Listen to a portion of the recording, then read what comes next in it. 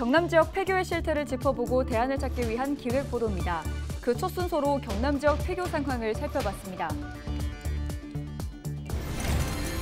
바다의 보약, 바다의 우유, 바야흐로 굴의 계절이 왔습니다.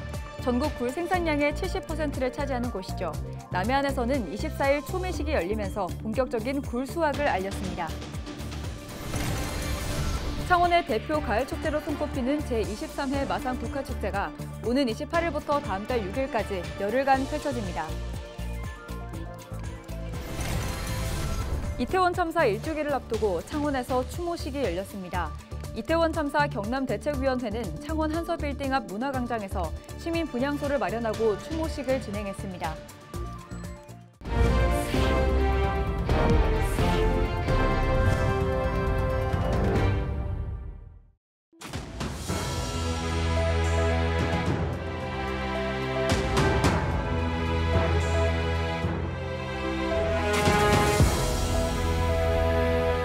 시청자 여러분 안녕하십니까? 헬로TV 경남뉴스입니다. 진연호 앵커, 어린 시절을 회상하면 언제가 떠오르세요? 글쎄요, 완전히 기억나지는 않지만 저는 학창시절 친구들과 운동장을 뛰어놀던 그때가 떠오릅니다. 아마 대부분 사람들이 학창시절을 생각하면 학교에서 운동장을 떠올리지 않을까요? 그렇죠. 그런데 그 추억의 장소가 문을 닫게 된다면 어떨까요? LG 헬로비전 경남방송은 경남 지역 폐교의 현 실태를 짚어보고 대안을 모색하기 위해 기획보도를 준비했습니다. 그 첫 시간으로 경남 지역 폐교의 상황을 짚어봤습니다. 전주현 기자의 보도입니다. 이 학교가 한창 장교 때는 모범 학교 되어가지고 당연히 괜찮았어요. 바닷가에서 돌도 지고 오고 산에 가서 나무도 파고서 심고 이런 걸 많이 했죠. 문남도 굴 때는 그때는 뭐 안 좋았지.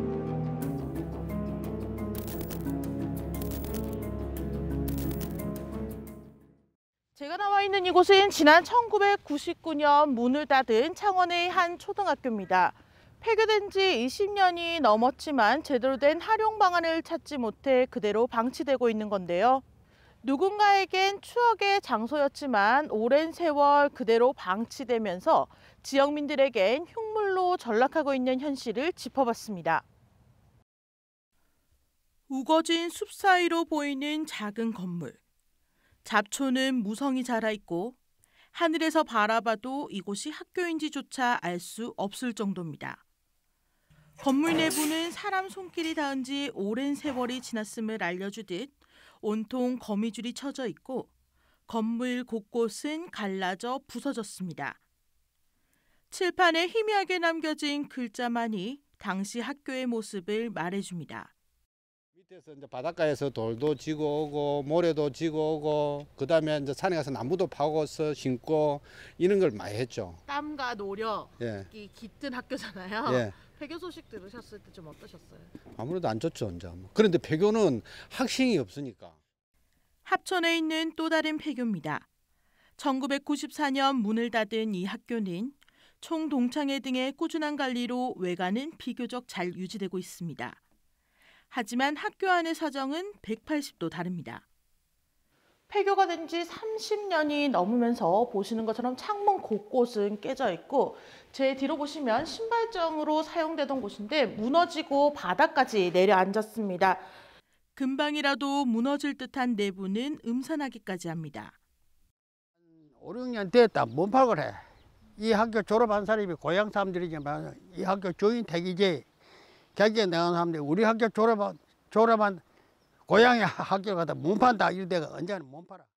인구 감소로 줄어든 학령 인구, 그리고 자연스럽게 이어진 농촌 지역의 폐교. 문을 닫은 경남 지역 학교는 2023년 3월 기준 모두 225곳. 학교들이 대부분 동네 중심에 있다 보니 폐교를 방치할 경우 미관상 좋지 않을 뿐만 아니라 우범지대로 변화할 가능성도 적지 않습니다. 그래서 교육청을 중심으로 건물의 활용 방안을 찾기 위해 신경을 쓰고 있습니다. 하지만 아무런 활용 방안을 찾지 못한 폐교는 경남 지역만 74곳입니다. 3곳 중 1곳이 방치되고 있는 것입니다.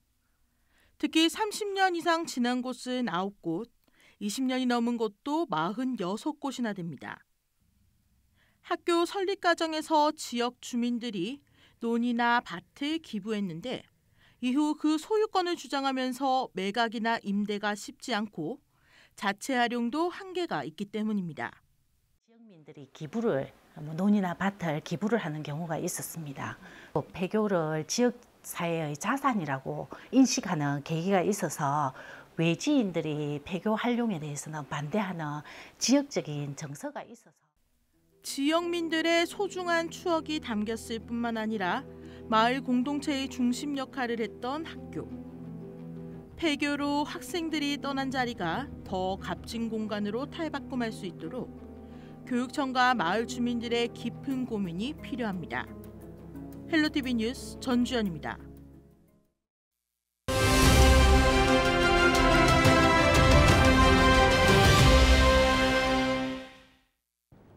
바다의 보약, 바다의 우유, 바야흐로 굴의 계절이 왔습니다.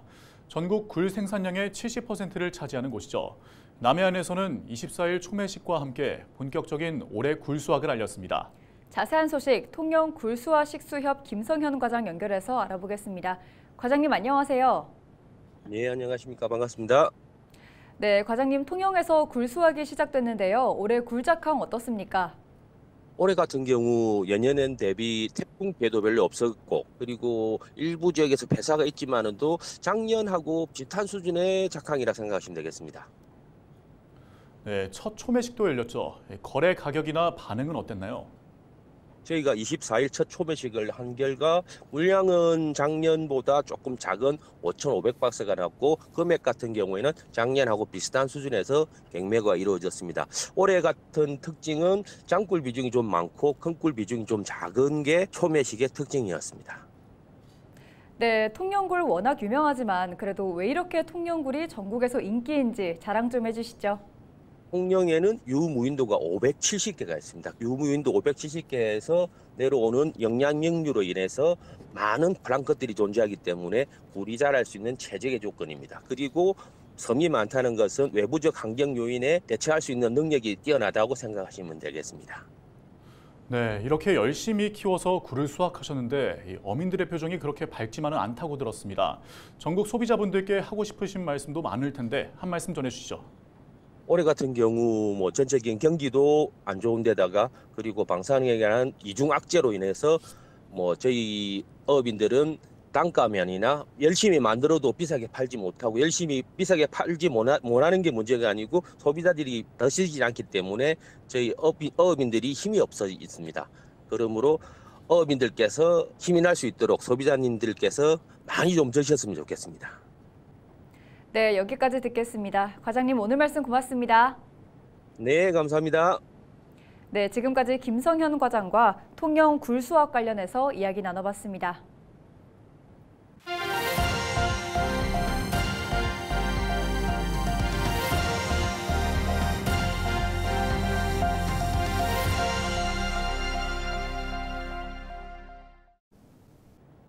지역 소멸을 막아라. 케이블 TV 공동기획보도 순서입니다. 재정 자립도가 낮은 각 지자체들은 국비를 한 푼이라도 더 확보하기 위해 사활을 걸고 있습니다. 재정이 열악해 자체 예산만으로는 사업을 추진하기 어렵기 때문인데요. SK 브로드밴드 김민재 기자가 취재했습니다.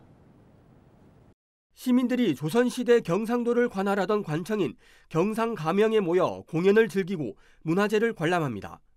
지난 8월 치러진 한밤의 문화제 체험 행사인 야행으로 정부 공모사업에 대구 중구청이 최종 선정돼 국비 8천만 원을 받은 덕분에 치를 수 있었습니다.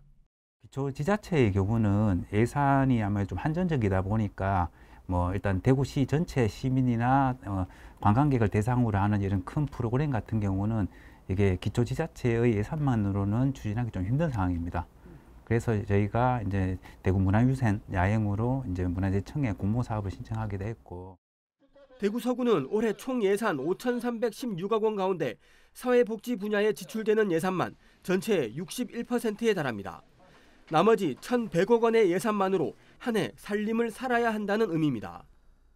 기초자치단체 같은 경우에는 자체 구비 사업만으로 충분히 사업을 할 수가 없습니다. 그래서 지원을 받고 보조금을 받고 정부 국비 지원을 받아서 사업을 추진하게 되고요. 여러 정책 사업 중에서 또 공모가 있게 되면은 그 공모가 우리 구청에 또는 우리 시청에 필요하냐를 판단하고 신청을 하게 됩니다.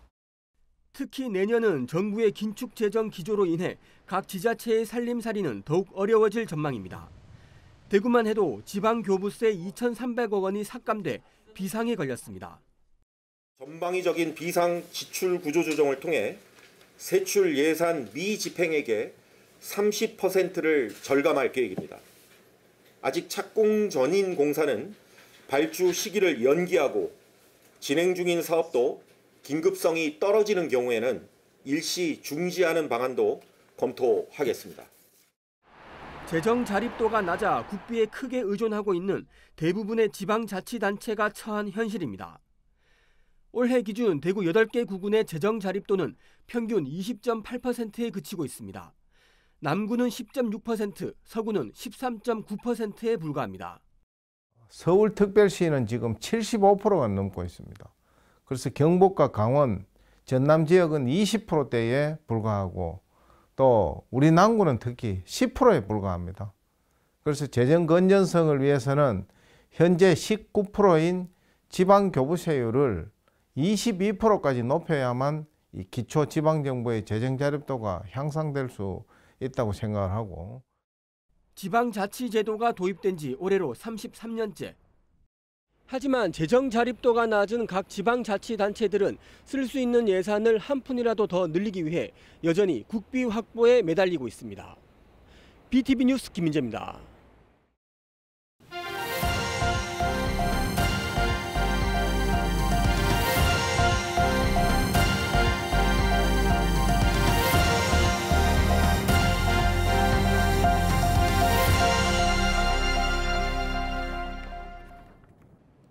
오늘 29일 이태원 참사 일주기를 앞두고 25일 창원에서 추모식이 열렸습니다. 이태원 참사 경남대책위원회는 창원 한서빌딩 앞 문화광장에서 시민 분향소를 마련하고 추모식을 진행했습니다. 이들은 이태원 참사는 함께 해결해야 할 사회적 과제라며 특별법 제정을 촉구했습니다. 또 정부는 이러한 참사가 되풀이되지 않도록 안전대책을 마련해야 한다고 강조했습니다.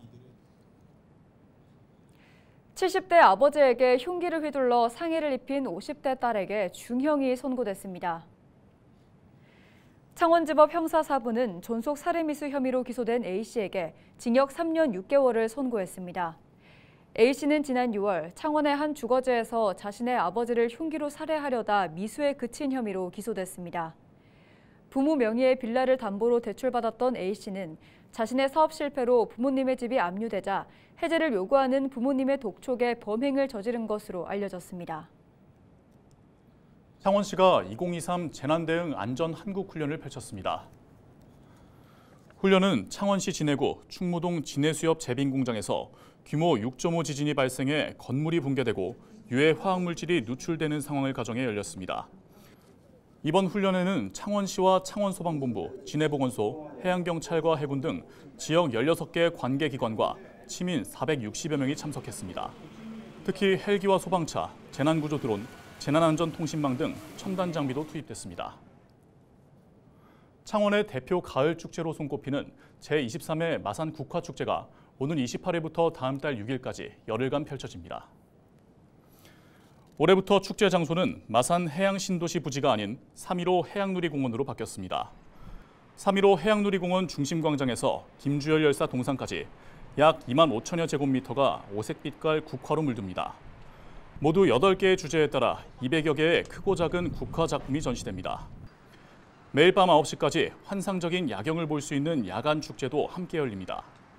마산은 지난 1960년대 초 우리나라에서는 처음으로 상업용 국화를 재배한 곳입니다. 창원시는 지난 2000년부터 이를 기념하기 위해 축제를 열고 있습니다.